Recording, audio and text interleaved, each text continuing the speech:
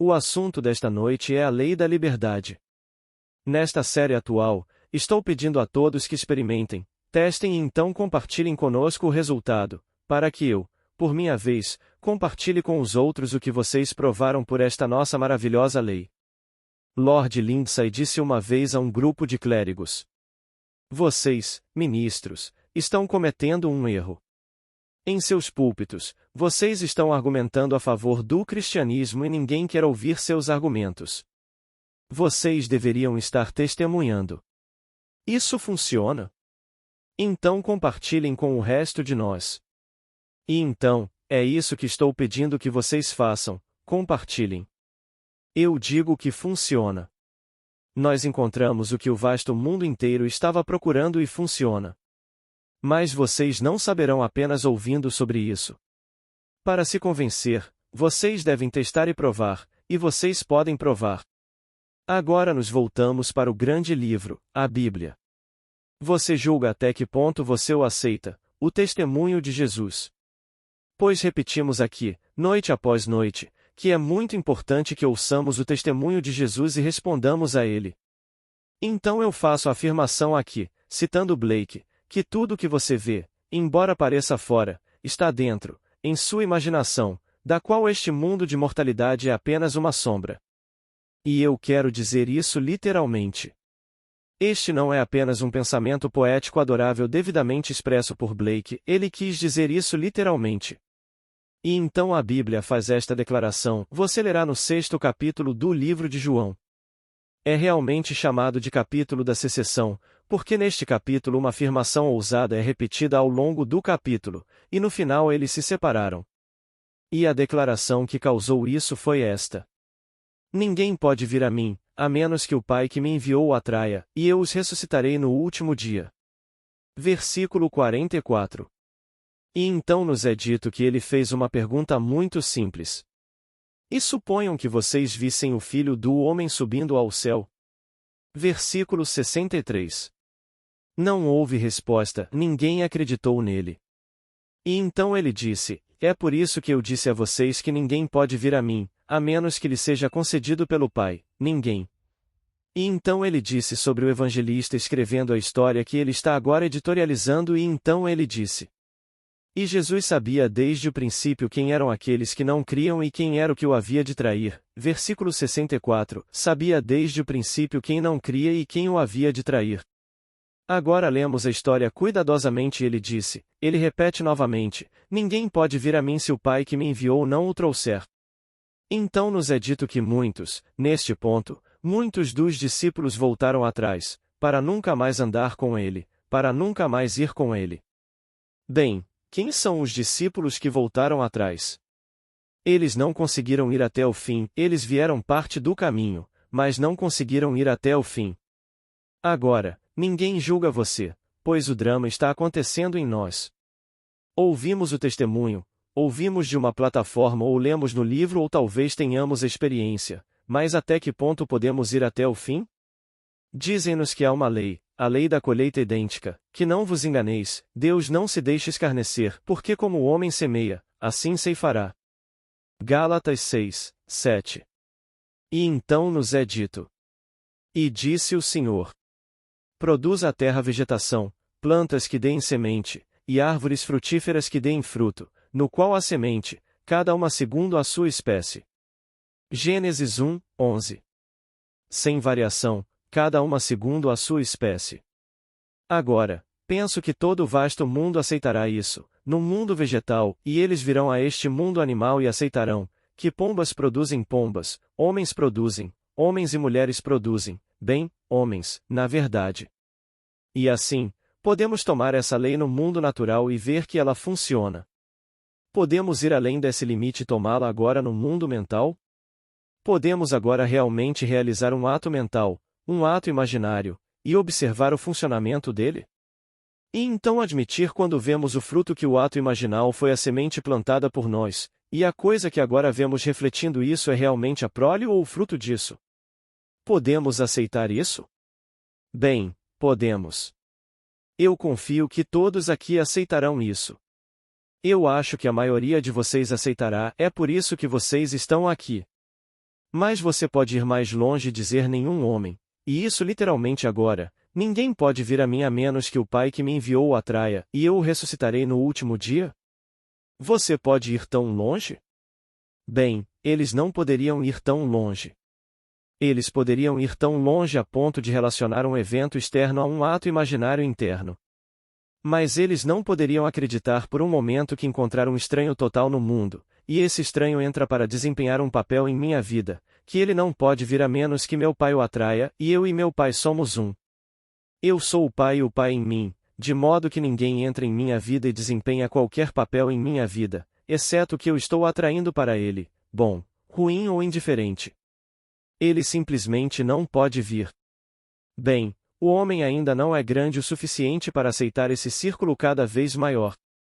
Não pode esticá-lo tanto para abranger todo o vasto mundo, e que tudo o que está acontecendo em sua vida individual ele é a causa disso. Ele não pode relacionar esses eventos quando são tocados por seres vivos no mundo a qualquer coisa que ele interiormente já tenha feito. Ele não pode acreditar em um momento. Mas eu digo, você é o juiz se acredita ou não. Pois ele disse: eu conheço cada um desde o princípio. Por que ele conheceu todos desde o princípio? Bem, quem é ele para fazer tudo isso? Não nos foi dito. Quem conhece os pensamentos de um homem, senão o espírito do homem que está nele? 1 Coríntios 2, 11. Mas quem é o espírito em você? Eu lhe digo que é Jesus Cristo. Já estou crucificado com Cristo. Não sou eu quem vive, mas Cristo vive em mim. Leia no 2º capítulo, versículo 20 de Gálatas. Na verdade, fui crucificado com ele, não sou eu quem vive, mas Cristo vive em mim. Então o Espírito em mim sabe desde o princípio se eu acreditava ou não. Enquanto estou sentado aqui esta noite, eu acredito. Até que ponto eu acreditaria nesta lei da liberdade, onde não há nada acontecendo que eu não tenha causado, nada no meu mundo? Bem, quem me traiu agora? Eu sabia quem me trairia. Mas ninguém pode me trair a menos que tenha meu segredo, mais ninguém. Você não pode trair um homem a menos que saiba o segredo do homem. E para saber o segredo do homem você tem que estar no espírito daquele homem. Então, quem poderia trair um homem senão ele mesmo? Então, ninguém tira a minha vida, eu mesmo a dou. O poder de levantá-la e o poder de entregá-la novamente. Nenhum homem tira a minha vida. Então ele sabia quem o trairia e deveria traí-lo porque ele é ele mesmo. Ele é auto-traído. Ele conhece os segredos a ponto de tudo estar acontecendo em seu mundo porque ele é a única causa de todas as coisas que ele encontra, que ele experimenta. Não há outra causa. Ele sabe disso. E então ele traiu a experiência criativa dentro de si mesmo. Ele sabe qual é a causa disso. Ele encontrou isso em si mesmo, e sua própria imaginação humana maravilhosa é o Espírito de Cristo nele que realmente é a causa dos fenômenos de sua vida. E então agora ele está se auto-traindo. Ele compartilhará isso com o mundo, mas quem aceitará isso? Ele contará isso ao mundo e então os próprios homens julgarão até que ponto eles irão com isso. Mas quando ele chega à declaração de que ninguém pode vir a mim, a menos que o Pai que me enviou o atraia, nós traçamos a linha nisso. Agora, deixe-me compartilhar com vocês o que me foi dado. O cavalheiro está aqui esta noite e está a sua história, conforme me foi dada na terça-feira passada à noite, após a reunião. Ele disse: semana passada, eu estava tendo sérias dificuldades com uma história. Fiquei satisfeito com o diálogo, as cenas estavam boas individualmente, mas por algum motivo ou outro, eu simplesmente não estava satisfeito com a história. Então, na manhã de domingo, percebendo que a história era o problema e não o meu tratamento da história, eu fiz isso. Eu me coloquei no lugar de Robert Louis Stevenson e então imaginei como ele deve ter se sentido depois de ter escrito uma boa história. Então, voltei e coloquei meus próprios sapatos e tentei igualar aquele sentimento que eu tinha imaginado ser o sentimento de Stevenson, como ele se sentiu ao produzir uma boa história. Essa foi a técnica que ele empregou. Ele disse: Tudo isso aconteceu enquanto eu estava fazendo minha caminhada matinal. Quando cheguei em casa, comecei a listar ponto por ponto para minha esposa o que eu achava que estava errado com a história. E então, ponto por ponto, como se alguém estivesse atrás de mim e me incitasse, e de repente a solução para cada ponto veio à minha mente, como se alguém estivesse atrás de mim e pensasse nisso. E a coisa toda veio à minha mente ponto por ponto. Agora ele disse. Devo acrescentar que enquanto eu estava fora, minha esposa imaginou coisas maravilhosas estão acontecendo, coisas maravilhosas estão acontecendo, coisas maravilhosas estão acontecendo. Ele disse. Tenho certeza de que sua esposa entenderia que quando um homem está em casa dia após dia, uma mulher tem que usar generalizações abrangentes. Então ela entenderia isso porque minha esposa e eu passamos 24 horas por dia, 7 dias por semana, estamos no mesmo lugar. E então, ele, o escritor, usa sua casa como eu uso minha casa. Então, com essa confissão, ele disse. Cerca de 1 hora depois, eu estava no chuveiro e estava relembrando agradavelmente uma experiência de 6 anos atrás. Relembrando essa coisa que aconteceu 6 anos atrás. Quando uma história estava sendo, ou parecia ser, ditada para mim de uma maneira semelhante, à coisa que acabou de acontecer, que alguém estava atrás de mim e ditava a história da última hora. E parecia que 6 anos atrás, enquanto eu relembrava a história, isso aconteceu de uma maneira semelhante. Alguma presença ditou, ou pareceu ditar, a história. E então, isso me atingiu como uma marreta.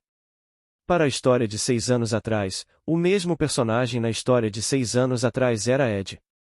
Idêntico, até o último detalhe, era Ed. E então, se você não estava aqui quando contamos a história de Ed, deixe-me contar o personagem que ele concebeu há 6 anos. Ele disse. Ele era levemente insano. Bem, você sabe, Ed foi internado em um hospício para aqueles que eram levemente insanos. Ele disse. O personagem era periodicamente pego e liberado pela polícia.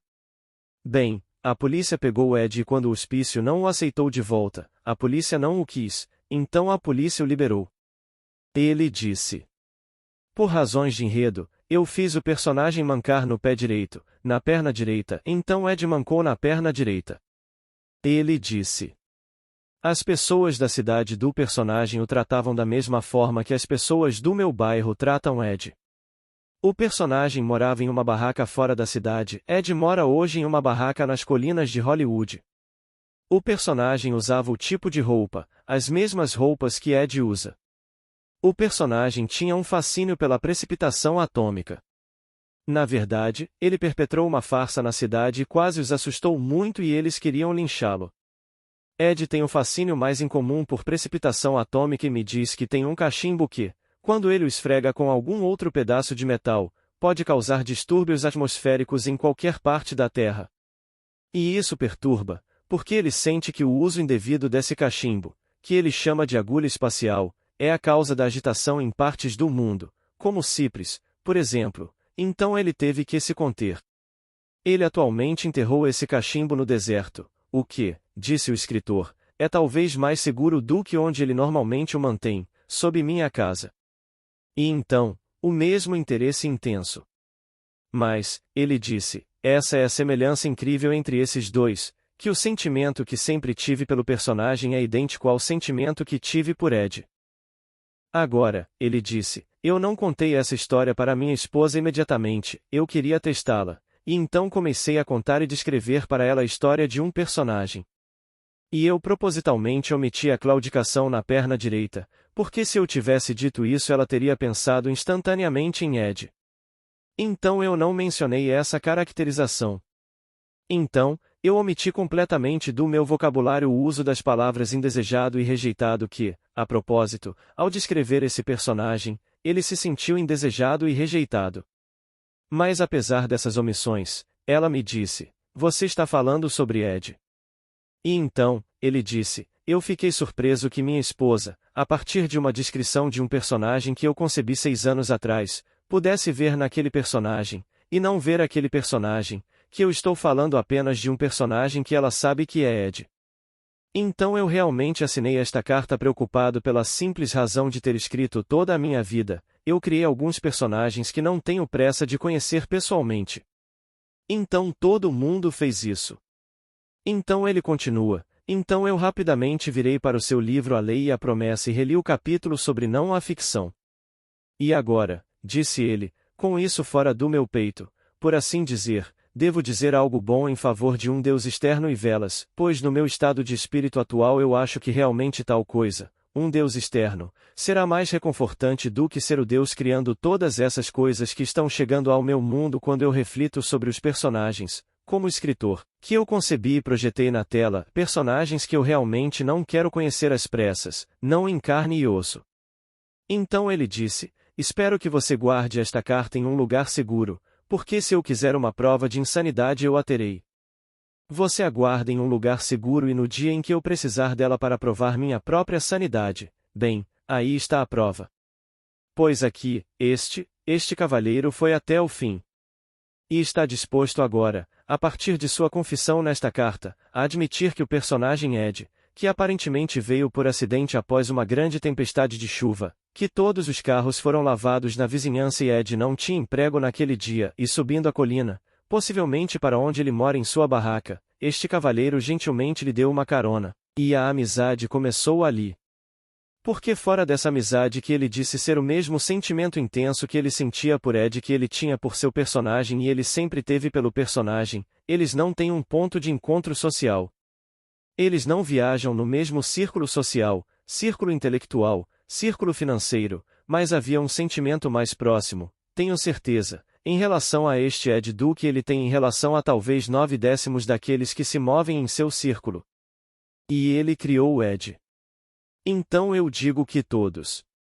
Você pode não reconhecer o personagem. Talvez você não seja um escritor e tenha escrito a ponto de se lembrar de um personagem real que você criou do nada, e o fez ser produzido, e viu a produção você mesmo, e emocionou outros a verem o personagem. Mas ele se lembrou. E então ele se deparou com o personagem de carne e osso que ele concebeu 6 anos antes.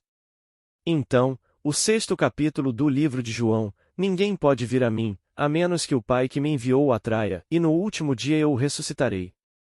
Eu o ressuscitarei no último dia. Então eu disse a esse cavalheiro exatamente como ele o ressuscitará. O dia chegará. E o último dia não significa o último dia de 24 horas. Significa o último dia da jornada do berço ao túmulo, quando for sua última vez, e você não estiver mais na roda da recorrência.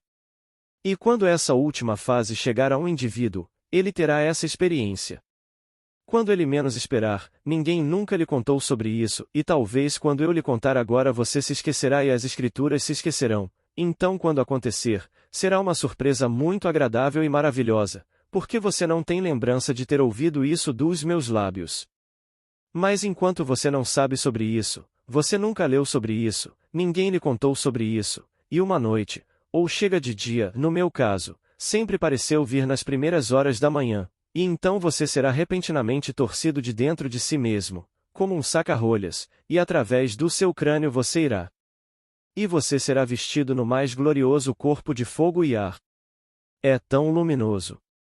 Você não precisa de estrelas, nem sol, nem lua para iluminar seu caminho. E um coro celestial chamará seu nome, qualquer que seja seu nome, e eles pronunciarão o nome e dirão ele ressuscitou. Não ele ressuscitou, mas o nome. Diga que seu nome é João. João ressuscitou. João ressuscitou. Eles repetirão, e então este coro cantará, o mais glorioso coro celestial cantará seu louvor porque você ressuscitou. E então você chegará a um mar de imperfeição infinita, imperfeição humana. O coxo estará lá, o cego, o coxo, o murcho, tudo o que você concebeu, todos tomando forma humana, e eles estão esperando por você, seu Redentor, para redimi-los. E enquanto você desliza, você parece deslizar, todos serão transformados na imagem da perfeição. Você não levanta um dedo para fazer isso. Pessoas cegas se tornam aquelas de visão perfeita, os surdos ouvem, o coxo, o murcho, todos deixam de ser o que eram quando você passa. E quando você chega ao fim e o último está terminado e todos são perfeitos, então o mesmo coro celestial exultará e soará: está consumado. O último grito na cruz. E então você, para negócios inacabados, retorna aqui para completá-los, para contá-los, talvez para deixá-los em uma forma mais permanente, na forma de uma imagem ou uma história. Mas você contará isso de uma forma mais permanente do que você mesmo experimentou naquele momento, pois isso é para sempre, no que lhe diz respeito. Mas você contará isso para o benefício dos outros, e gritará por assim dizer: retorne aqui para completar os poucos anos restantes, pois seu fim está próximo. Todos tiveram que ser criados para que você criasse. Todos tiveram que ser transformados em perfeição para se conformarem a você quando você foi elevado. Naquele exato momento você era perfeito, e então, enquanto você caminhava, você os moldava em harmonia com a perfeição brotando dentro de você. E você faz isso sem esforço, sem pensar, você está acima da mente conceitual. Você não está preocupado com essas pessoas, você simplesmente caminha sabendo nas profundezas de sua alma que tudo é perfeito e todos são remodelados e moldados em harmonia com essa perfeição brotando dentro de você. Então lhe é dito: se eu for levantado da terra, eu levantarei todos os homens. Eu os moldarei e os transformarei. E então nenhum homem veio, a menos que eu o chamasse. Então, se eu chamo Ed mancando. E então a memória me serviu bem, estou tomando banho e de repente estou agradavelmente relembrando uma história de 6 anos atrás e enquanto me lembro dela e penso nela, de repente ela me ocorre. Pois tenho andado por aí nos últimos 2 anos na companhia de alguém que eu mesmo criei, e eu não o reconheci. Aqui está um homem em meu próprio mundo e por 2 anos ele esteve em minha vida e foi íntimo do meu mundo, mas eu não reconheci minha própria criação. Pois é isso que o mundo faz o dia todo. Ele atrai apenas o que é seu, mas não reconhece sua própria criação. Nenhum homem vem a mim a menos que eu o atraia, pois meu pai e eu somos um. Então ele não pode vir a menos que meu pai o atraia. Ele não pode vir a menos que eu o atraia, pois eu e meu pai somos um. E então, estou atraindo todos os seres para o meu mundo, bons, maus ou indiferentes. Então, quando penso que ele está errado e ele cruza meu caminho de manhã, à tarde e à noite, ele não é bom, você não pode confiar nele, onde no meu mundo eu posso voltar para aquele momento de desconfiança em mim, quando eu realmente não conseguia confiar em mim mesmo. Eu não conseguia, eu tinha medo do meu próprio comportamento se tivesse uma oportunidade. Se eu achasse que poderia escapar impune, eu poderia. Eu não preciso ser um autor para sentar e escrever a história, eu poderia encenar a história. Eu poderia andar por uma loja e se ninguém realmente tivesse olhos em mim e eu achasse que não tinham, eu poderia contemplar com prazer um ato que se fosse pego seria bastante embaraçoso para aqueles que me amam, eu poderia.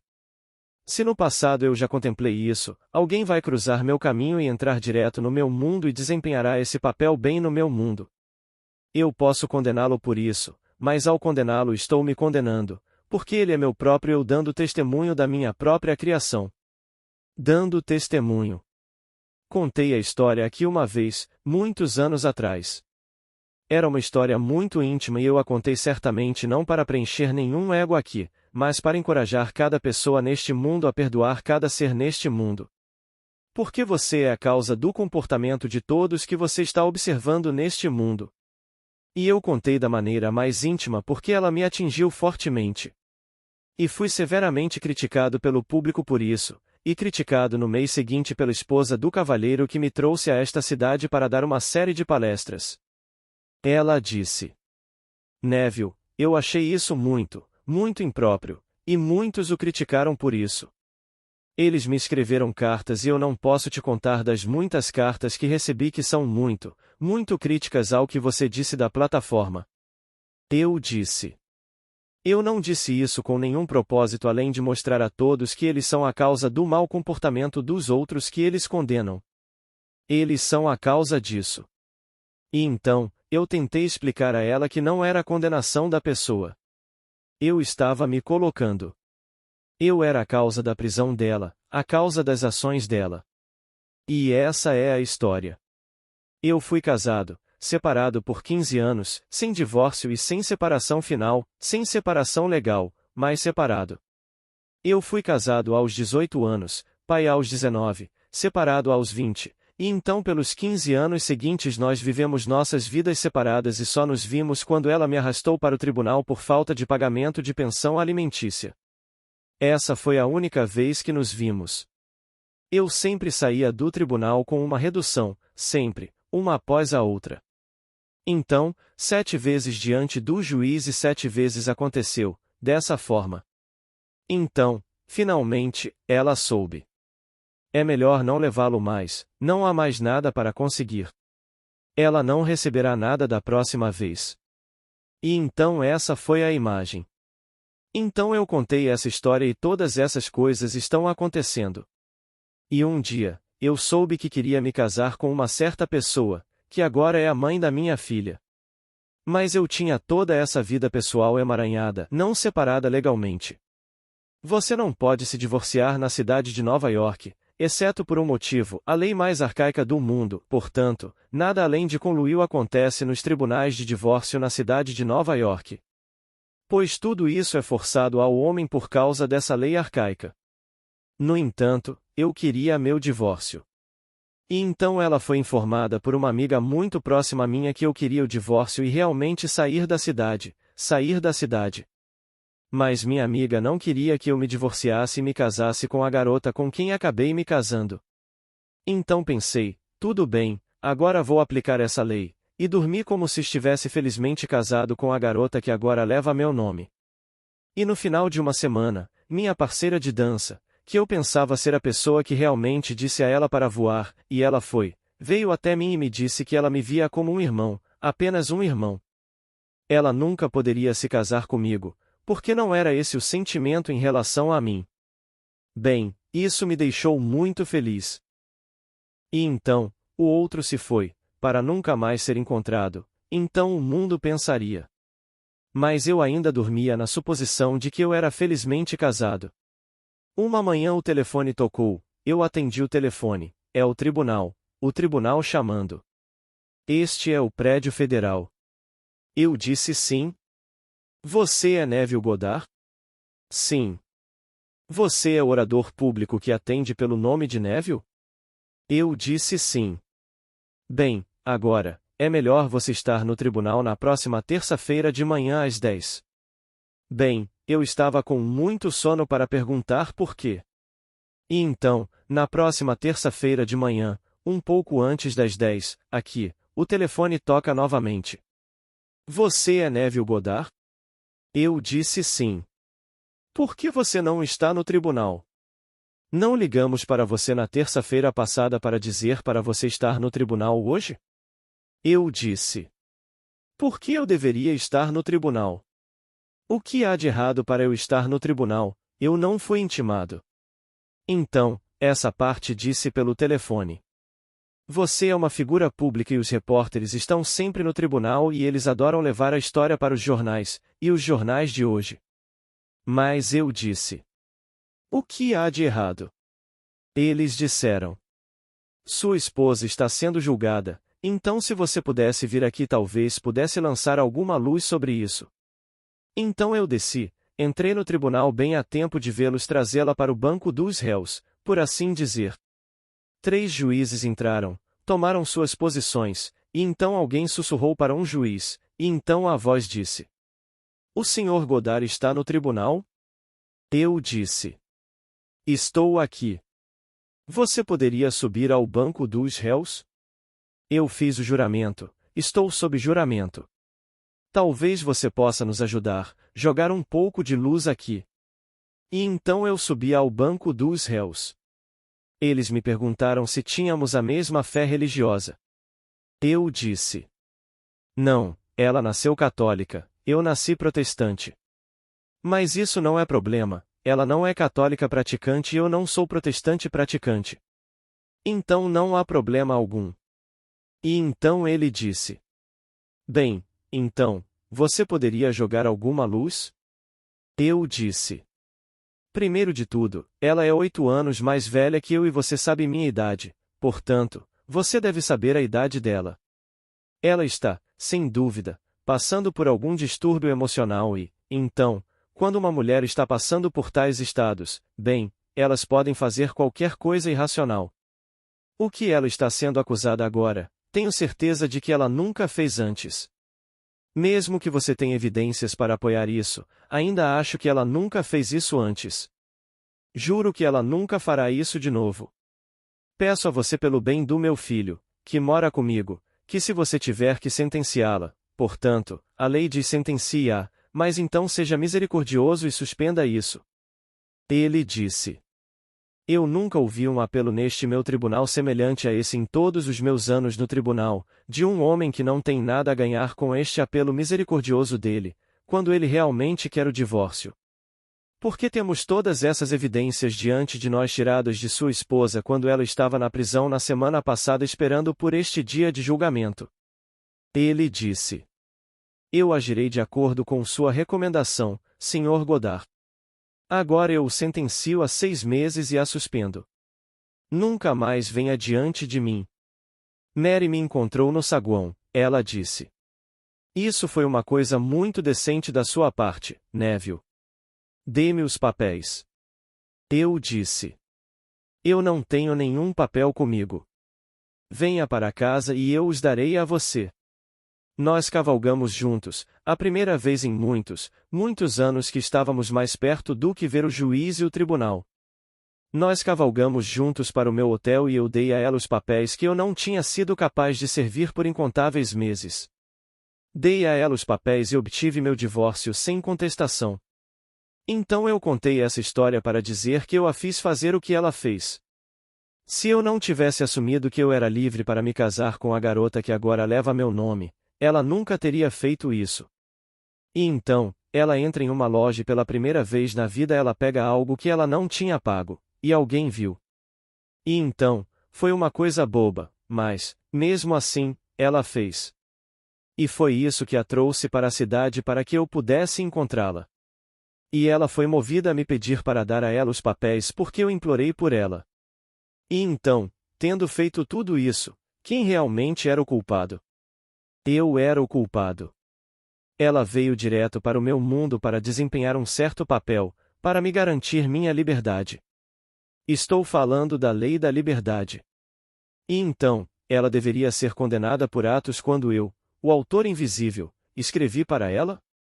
Eu não escrevi isso sentando e escrevendo a parte para ela, mas eu determinei o comportamento dessa parte, que ela tinha que fazer algo para derreter ela para pegar os papéis de mim. E então, eu contei isso apenas para mostrar que não condene ninguém. Você e somente você é o autor das coisas que acontecem em sua vida. E, portanto, você condenaria a um homem. Este cavalheiro escreve em seu roteiro uma claudicação na perna direita. Aí vem um homem com uma claudicação na perna direita. Ele escreve tudo em um personagem imaginário e ele não é imaginário de forma alguma. Você não pode distinguir entre o que o mundo chama de imaginário e realidade, você não pode, isso é tudo um. E então, as pessoas não poderiam ir além de um certo limite. E então você poderia dizer, bem, eu assumirei que eu sou o que eu quero ser e as coisas acontecem no meu mundo assim. Mas não me diga agora que eu realmente a criei nessa parte. Eu criei. E assim, muitos partiram para nunca mais andar com ele, nunca, e então, ele se volta agora para os 12 restantes, ele disse. Vocês também iriam? Pedro respondeu. Para quem iremos? Tu tens as palavras de vida eterna, e nós cremos, e viemos a saber que tu és o Santo de Deus. João 6, 68. Bem, para quem Pedro está falando? Ele não está falando com outro. Quem quer que seja o personagem escrito neste drama como Peter chegou a essa posição dentro de si mesmo. É a coisa mais difícil do mundo de aceitar. Pois, esta é a causa da secessão. Eles se separaram naquele momento porque não aceitarão o fato de que eles são realmente a causa dessas coisas que estão vivendo e se movendo em seu mundo, algumas aleijadas, algumas limitadas, algumas mutiladas, e elas são a causa disso? Eles não a aceitarão. Ele disse tudo bem. Eles o deixaram, para nunca mais andar com ele. E então Pedro disse: Bem, para quem ir? Você tem as palavras de vida eterna. Estas são verdadeiras, e agora para quem eu me voltaria? Pois você sabe que nós cremos e viemos a saber que você é o Santo de Deus. Sabe de uma coisa? Volte agora para Mateus e você verá a resposta. Quem as pessoas dizem que eu sou? Alguns dizem João Batista, alguns dizem que Elias voltou, alguns dizem que Jeremias, e alguns dizem que um profeta antigo. Ele não responde a isso. Ele faz outra pergunta. Mas quem você diz que eu sou? E Pedro se torna o porta-voz, ele respondeu: Tu és o Cristo, o Filho do Deus vivo. Ele disse: Bem-aventurado és tu, Simão Barjonas. Porque carne e sangue não te disseram isto, mas meu Pai que está nos céus o revelou. Mateus 16, 13. Bem, quem é o Pai no céu? Ele disse: Eu sou o Pai. Quando você me vê, você vê o Pai. Bem, quem, senão o Espírito no homem, revelou o que Cristo realmente é? Nenhum profeta veio novamente, nenhuma reencarnação, mas o homem tem Cristo dentro dele. E ele está despertando mais e mais e mais. Então o cavalheiro que escreveu a história sobre Ed disse: Sabe, até agora eu realmente queria acordar e tentei acordar. Mas agora estou tentando desesperadamente dormir de novo. Em outras palavras, ele não quer, mas ele realmente não quer dizer isso, ele não quer o que ele acabou de descobrir, essa enorme responsabilidade, ser responsável pelos personagens que ele criou. E eles estão todos andando na Terra, e um após o outro entrará em seu círculo e se tornará íntimo. E um de quem ele realmente gosta muito, um que ele criou e o dotou de todas essas coisas estranhas, um desequilíbrio mental peculiar, e uma claudicação na perna direita, e indesejado pela sociedade, e desprezado pela vizinhança, colocou-o em uma tenda e o excluiu da sociedade, e o tornou indesejado e sujo, e, bem, repelente de muitas maneiras. Todas essas coisas que ele faz pelo personagem e então se apaixona pelo personagem. Então você pode ver as palavras: Pai, perdoa-os, eles não sabem o que fazem. Lucas 23, 34. Eles estão representando todos esses papéis porque homens e mulheres imaginativos estão escrevendo dramas. E o mundo está sempre caindo sob o feitiço de homens e mulheres imaginativos. Não importa o que o mundo diga a você, eles estão sempre caindo sob o feitiço daqueles que estão escrevendo intensamente com emoção. Então hoje você tenta. Eu espero, mas o julgamento é seu, não me diga, mas eu espero que você possa ir até o fim. E não conte a ninguém se você for até o fim, porque o Espírito em você sabe se você realmente pode ir até o fim ou se você vai voltar esta noite e pegar apenas uma parte. Mas mesmo uma pequena parte, pegue. Então há uma lei, a lei da colheita idêntica. Como o homem semeia, assim ele colherá. Independentemente do que pareça ser realmente, você colherá. E você descobrirá no final que tudo está simplesmente dando testemunho ao homem, do que o homem está fazendo. Como Blake disse: Eu fui para Charneca e a natureza, para os espinhos e cardos do deserto, e eles me contaram como foram enganados, expulsos e compelidos a serem castos. E você não acreditaria por um momento que Blake está nos dizendo que as supressões prejudiciais dos impulsos naturais normais do corpo animal que vestimos são a causa dos espinhos e cardos do desperdício. A sociedade reprimiu todos os impulsos naturais normais do corpo animal humano, pois esses são corpos animais que vestimos, e ao colocar uma braçadeira sobre os impulsos naturais, então vêm os espinhos e cardos do desperdício. E que botânico acreditaria nisso? Ele não acredita nisso por um segundo e pensa que vai matá-los com algum inseticida ou algum outro tipo de coisa, e ele sai e queima as coisas. Todos eles voltarão, enquanto o homem andar na terra que pode impor essas restrições ao crescimento de corpos saudáveis. E nós as chamamos de leis morais. Não há nada neste mundo além do homem, porque Deus é a única realidade, e Deus é homem, e o homem é Deus. Então o homem é toda imaginação. E Deus é homem e existe em nós e nós nele. O corpo eterno do homem é a imaginação, e essa é o próprio Deus. Blake. Então eu te digo, seja você um escritor como esse sujeito escreve e sem dúvida escreve notavelmente bem para ganhar o tipo de dinheiro que ele ganha com sua própria confissão. E então, ele escreve, e felizmente ele conseguiu identificar. Mas ele viveu com isso por 2 anos antes de perceber que era sua própria criação. Mas agora o que ele fez para retificar esse problema da história, sendo um escritor, ele pegou um grande escritor imaginativo, qualquer um que pudesse escrever Dr. Jekyll e Mr. Hyde. Tudo bem, você certamente tem um ideal nisso quando você pega Robert Louis Stevenson, e você pode colocá-lo nos pés, nos sapatos desse escritor imaginativo, e então logo atrás dele alguém que é Stevenson. Ele pegou isso por um humor. Você pode dizer pelo humor que você veste quem você vai encontrar neste mundo. Você veste humores e eles vêm. E ele pegou o humor. Ele se perguntou como seria o humor. Como seria? Perguntando quem? Ele está perguntando o que Stevenson sentiria. Como ele se sentiria, depois de terminar o que ele considerava um bom roteiro, uma boa história. E tendo captado esse clima, então ele disse, eu voltei para meus próprios sapatos, e então eu tentei combinar meus próprios sentimentos com o que eu tinha imaginado que Stevenson deveria ter sentido. E então, quando ele os acasalou. E quando 2 concordam em tocar em qualquer coisa nesta terra, será estabelecido para eles neste mundo se 2 concordarem.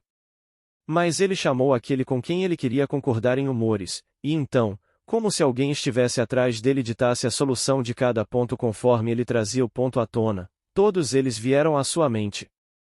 Não haveria problema para este homem, um escritor, sentar e discutir depois que todos eles estivessem resolvidos em sua mente. Então, tomando banho e se sentindo muito feliz com o que tinha acabado de acontecer, ele lembrou muito agradavelmente de uma experiência de 6 anos atrás. E enquanto ele está contemplando isso, como uma marreta em sua cabeça. Quem teria pensado que ele estava andando por aí com sua própria criação por 2 anos e não o reconheceu?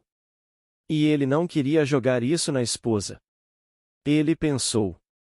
Vou testar primeiro antes de jogar na cara dela. E então, ele descreveu o personagem, deixando de fora coisas muito pertinentes como a claudicação na perna direita e o uso das 2 palavras indesejado, rejeitado, e deixando de fora coisas que lhe dariam a deixa, ela ainda perceberia que o personagem era Ed. E então, essa história você pode levar a sério. Hoje à noite, como seria? Se você quer dinheiro, bem, faça de si mesmo alguém que tem muito dinheiro. Como seria para ele, se ele realmente quisesse dinheiro? Porque muitos o têm sem pensar em dinheiro, mas se alguém realmente quer dinheiro, como seria depois que ele realmente se deu mal? E então você tenta combinar seu sentimento com o que você imaginou que ele deve ter sentido quando fez o que ele considerou a grande matança. Combine o sentimento. E então apenas combine e veja o que acontece. Apenas tente. O que estamos fazendo aqui? Estamos experimentando, porque este é o maior problema do mundo. Como Fawcett disse, o segredo da imaginação é o maior de todos os problemas, a solução do qual todos devem aspirar. Primeiro de tudo, há poder infinito nele, se você desvendá-lo, sabedoria infinita e deleite infinito. Então, se ele contém tudo isso e podemos desvendar o problema, então por que não tentar? Então, estamos pedindo a todos que experimentem e depois compartilhem conosco que eu, por minha vez, compartilharei como fiz esta noite com a carta deste cavalheiro. Novamente, repito, espero que ele continue e compartilhe comigo que eu, por minha vez, possa compartilhar com vocês essas facetas perfeitamente adoráveis deste grande diamante. Pois se ele pudesse colocar seus pés imaginários em sapatos imaginários, e sentir o que o grande Stevenson deve ter sentido quando ficou satisfeito com a história, então tirar os sapatos e calçar seus próprios sapatos, tudo na imaginação, pois ele está fazendo sua caminhada matinal quando tudo isso está passando por sua mente. E as pessoas que passam verão um homem passando e possivelmente o ignorarão, nem mesmo pensarão 2 vezes, ou podem se perguntar o que se passa em sua mente. Mas ninguém além do espírito daquele homem saberia. Quem saberia por um momento que Stevenson estava passando? Mas enquanto ele estava usando os sapatos de Stevenson, Stevenson estava lá, a ponto de você ser sensível, você não veria o homem que estava lá que sua esposa veria, você veria Stevenson. Você realmente faria isso, porque todas as coisas, por uma lei divina, se misturam umas às outras. E assim, elas não estão fora no espaço ou fora no tempo, elas estão apenas tão distantes quanto você permite que elas estejam. E seus humores podem chamá-los, qualquer ser neste mundo. Você pode chamar qualquer um que tenha partido por séculos inumeráveis, chamá-lo sentindo que você é ele. Coloque-se no lugar dele e chame-o. Então, se você tiver um problema, compartilhe o problema. Você terá a mesma sensação de que alguém está atrás de você e o incitando para que ponto por ponto a solução seja dada a você. Ela se aglomera na cabeça. Se você acredita que Blake, que morreu em 1827, poderia realmente resolver um certo problema para você, sinta a presença de Blake. Porque eles não são empurrados para fora, como o mundo pensaria, digamos, no tempo de volta a 1827. Ele certamente não está em nenhuma pequena sepultura na Inglaterra, ninguém está lá. E então, eles estão apenas tão longe quanto você os deixa estar. Então ele voltou e leu o capítulo sobre não a ficção e descobriu que ele, o escritor, e muito bem-humorado quando disse em sua carta: tendo escrito toda a minha vida, criei tais personagens, asseguro-lhe que não tenho pressa em conhecê-los pessoalmente. Mas não importa, chegará o dia em que você sairá em um movimento espiral quando menos esperar, e sem esforço passará e redimirá cada um deles. Cada um nos foi dado para o jogo aqui, porque eles são criados intencionalmente ou involuntariamente. E então, peço que se junte a mim, coloque-o à prova, e não demore com suas cartas, traga-as para mim o máximo que puder para que eu possa encorajar outros a tentarem também. Quando você for para casa, leia este capítulo, o 6º capítulo do livro de João. É realmente o capítulo da secessão. Todos partiram, para nunca mais andar com ele, e apenas alguns permaneceram. E ele se virou. E eles disseram: para onde iríamos? Você tem as palavras de vida eterna. Nós cremos em você e viemos a saber, não veio da noite para o dia, nós viemos a saber que você é o Santo de Deus. Mas o Santo de Deus é o próprio Deus. Você vem a saber disso. Mas você não está falando com um homem, você encontrou uma presença criativa dentro de si mesmo. E embora o mundo tente fazer você sentir que a presença criativa é um poder, fale disso como isso, não o personalize, sim, você faz. É você mesmo que você encontrou. Você não é uma pessoa?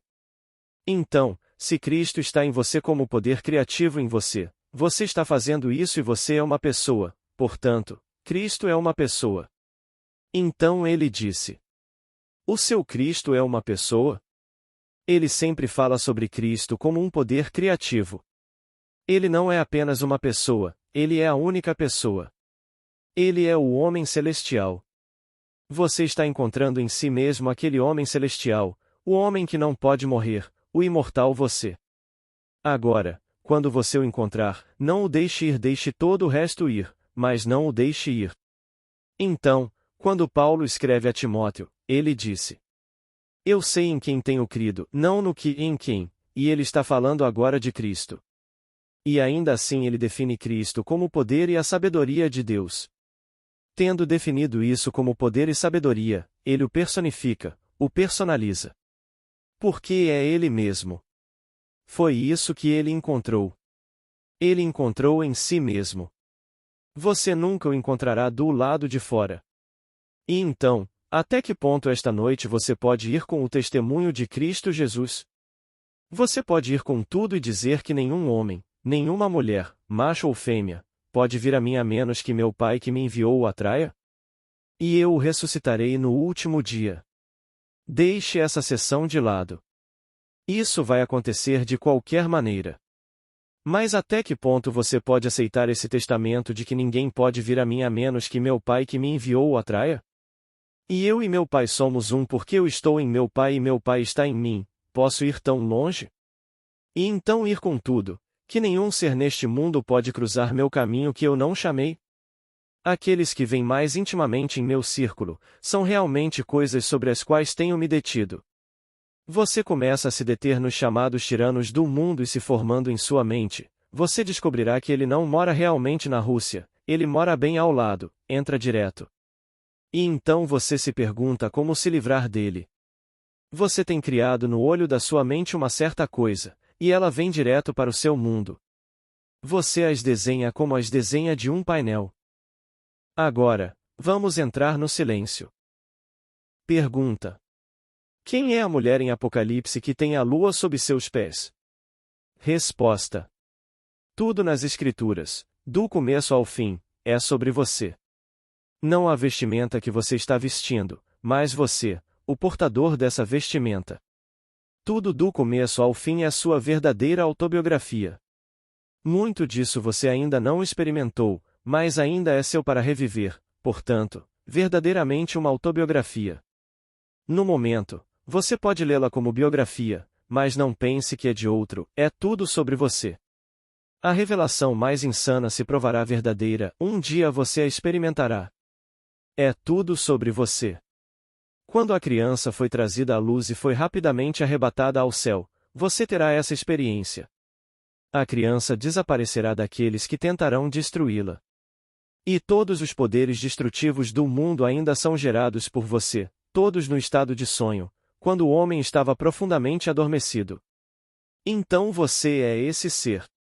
Espero que esta noite você tenha visto quem era Judas. Não algum ser que traiu o que todo o vasto mundo cristão acredita ser seu senhor. Ninguém poderia ter traído um homem a menos que soubesse o segredo daquele homem, e nenhuma pessoa conhece o segredo de um homem, exceto o espírito daquele homem que está nele. Então, quem é Judas? A palavra Judas significa o louvor de Jeová. Judas é louvor. Mas o homem pensa que o drama ocorreu há 2000 anos. Está ocorrendo, tudo aqui.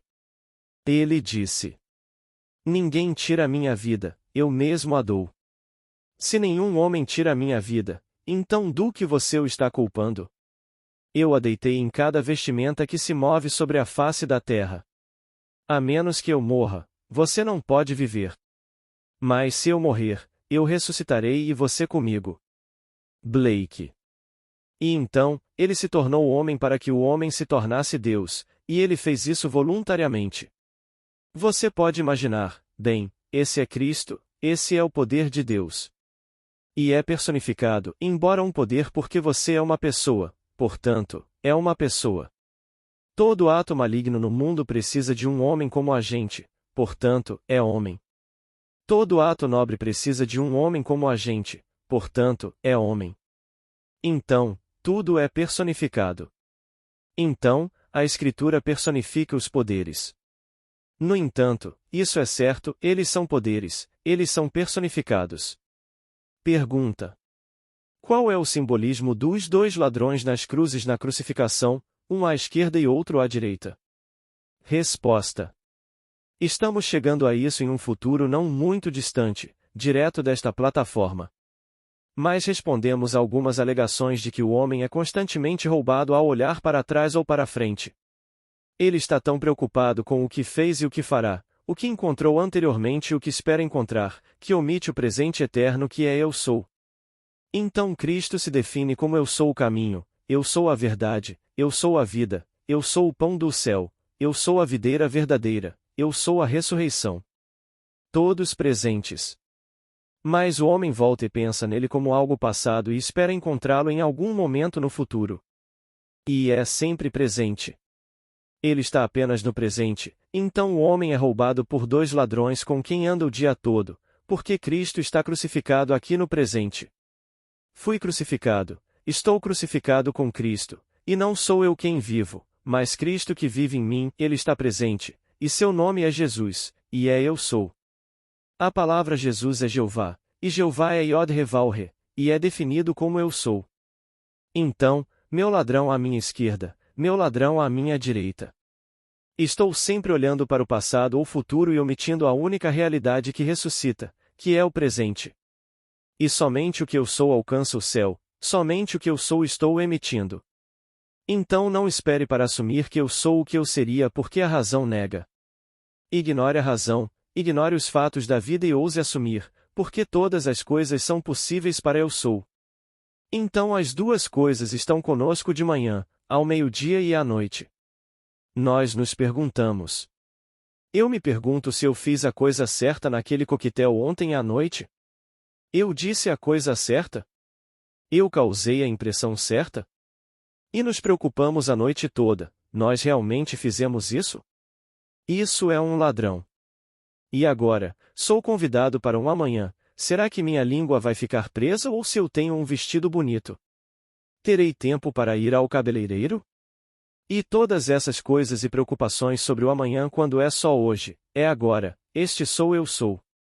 Bem, vejo que meu tempo acabou. Então, teste e compartilhe conosco, por escrito, seus resultados. Obrigado.